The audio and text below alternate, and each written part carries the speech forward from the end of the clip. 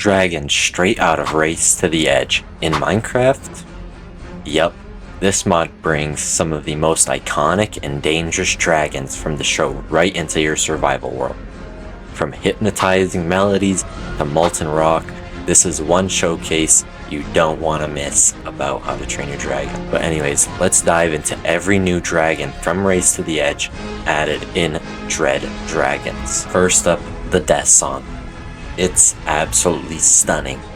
Literally, it uses sound to trap other dragons in amber, and in this mod, it's just as dangerous.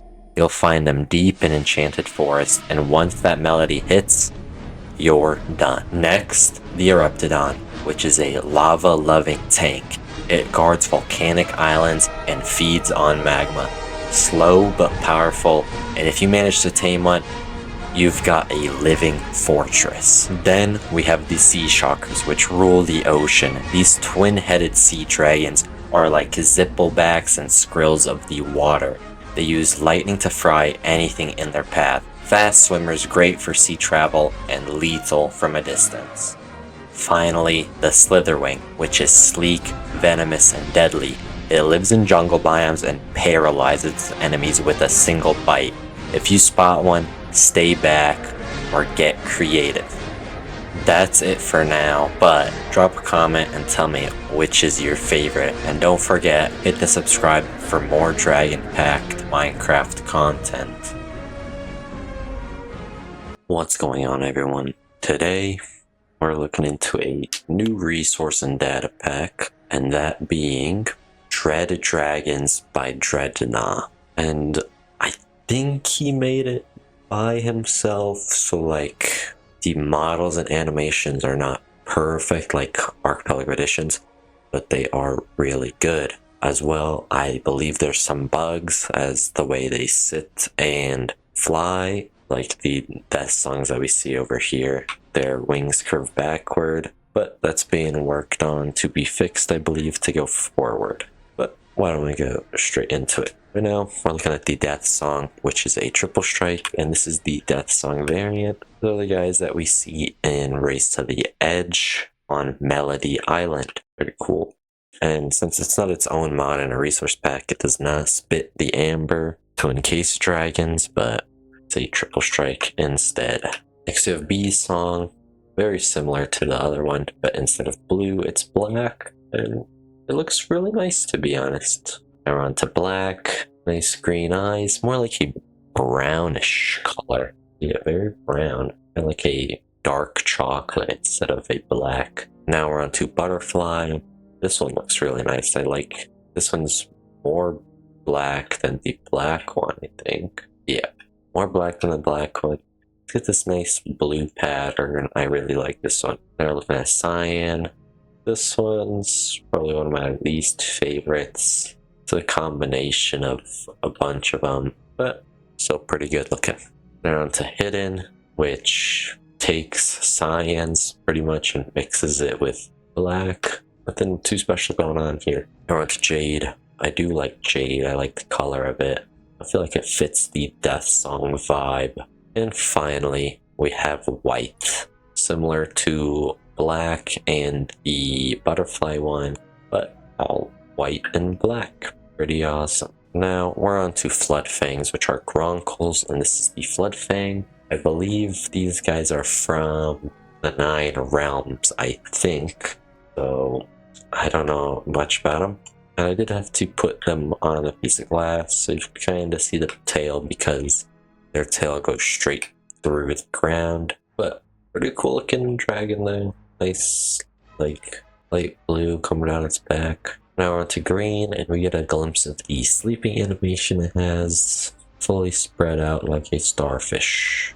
We're on to purple. This one's, these ones right here, these 4, are all pretty much the same, but with a hue switch. So there's nothing too special happening with these ones. On to red. Same thing as the other ones, nothing too special. More like a pink instead of a red in my opinion, but decent. Now we're on to orc. Very nice black and white with the green eyes. This is one of the best ones they have.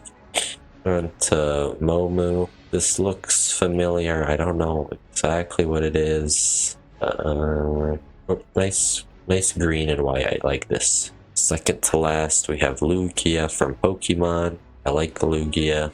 One of my favorite legendaries. And it's pretty basic on this. Pretty basic. Pretty much all white with the blue stripes. Pretty cool still. And finally, the best one that they have is Kyogre. Nice red, the blues.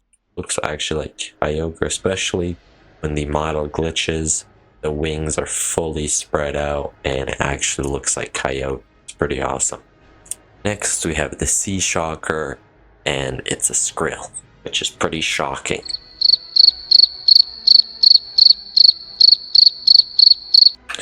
Alright, but this is the Seashocker tree from Race to the Edge. It actually glows in the dark as well.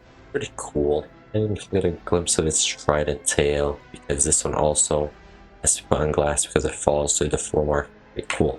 Next one is Ardonica. Don't know what that means, but it's a nice pink and purple one. And as it's turning nighttime, these are just gonna get better. To be honest, I like this blue one a lot more. It's more vibrant. And since it's a water animal, I like the blue one the best. They're on Encida, and blue one looks better, but it's got like a nice lightning color scheme happening in blue and yellow. Now we're on to Evil. This is the one that is hunting, right?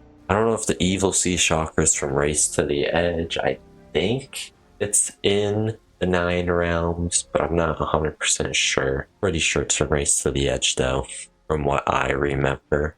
But it's a nice green. I like this one a lot as well compared to the blue one. It's a nice like algae color scheme. Now we're on Mara Spectro. Not as cool as the original, but it's a nice light blue, snowy kind of color. And it's like a manta ray with its texture. And the final one we have is Solar Chuvisco, which is very similar to the other one, but it is much better being like a more vibrant one. It looks very nice with the darker blue and the brighter yellow. Since we're done with Seashockers, now we're on to the Slitherwing male, which is a triple strike. This is the base Slitherwing that we see in Race to the Edge. I'm gonna see if I can wait till it wakes up, hopefully. It's alright. Oh, I think it's oh yeah, its tongue comes out randomly. That's pretty cool. But this is the one that we see in Race to the Edge. Pretty cool. The texturing on this one isn't as good. I feel like the best texturing that we've seen has been on the Seashocker and Kyogre. But the rest of the dragons, not as much. Next we have White with a nice cyan. Oh, we see him sitting up. Alright, but we have to take a look at the model now that it's sitting up. Tail crawls around, big wings. Like I said, white, nice cyan, and white color scheme. Not as cool. I like the normal one because it looks like an actual snake. Compared to this one, looks not as much. Alright, to black. This one definitely fits the snake vibe. It's black, red, and white. Looks like... I forgot what it's called. But it looks like one of those snakes. Now onto blue. And this looks like the Flame Whipper, I think it's called, from the one showcase I did. I think it was Sakura's. No, Stego's Dragons. Looks exactly like that, pretty much. And final male one is the Titan. And it's like a king cobra with its flaps on the neck. And it is actually much bigger. If they were all like, had the original model and they were side by side, this one is much bigger. And I think I can tell in the head too that this one is bigger than, actually no, the wings, right? I'm pretty sure. Now that I'm looking at it, I'm kind of confused, but it... 1, 2, 3.